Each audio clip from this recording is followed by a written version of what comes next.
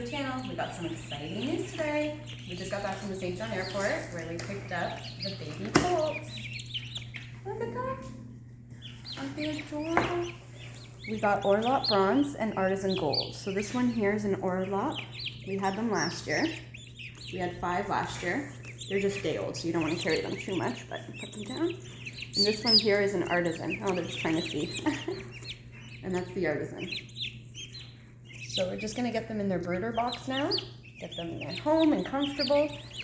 They're still within their 3 days. We're gonna put some water and food in their little brooder box, but they're probably not gonna eat for about a day or 2. But look at them, they're so cute. They all made the flight, thank God.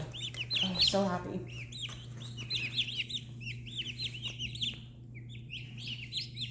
Look how adorable this one is. A couple are asleep. Look at them. This is a new breed, the Artisan Gold. They only get to about 22 pounds, where the Orlopp Bronze will get up to about, I'd say 40. Oh, there you go, buddy. Oh, you're good. I got you, I got you.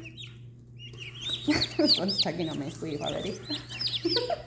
Oh, they're so cute. Oh, I can't wait to introduce them to the hen. We hope she's going to be a really good mom. But we're going to do it in a controlled environment just so that none of the babies get harmed, because we don't want any harm to come to them just in case she's not prepared to be a mom yet. All right, let's get them in the brooder box.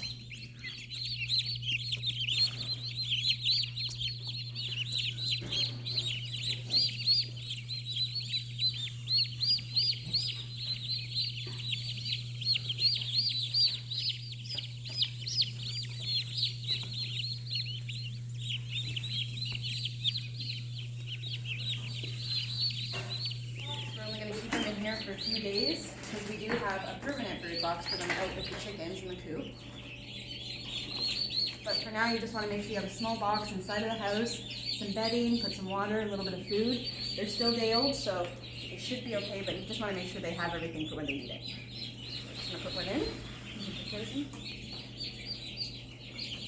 They're probably very tired. They had a long flight, and their flight was canceled and then delayed.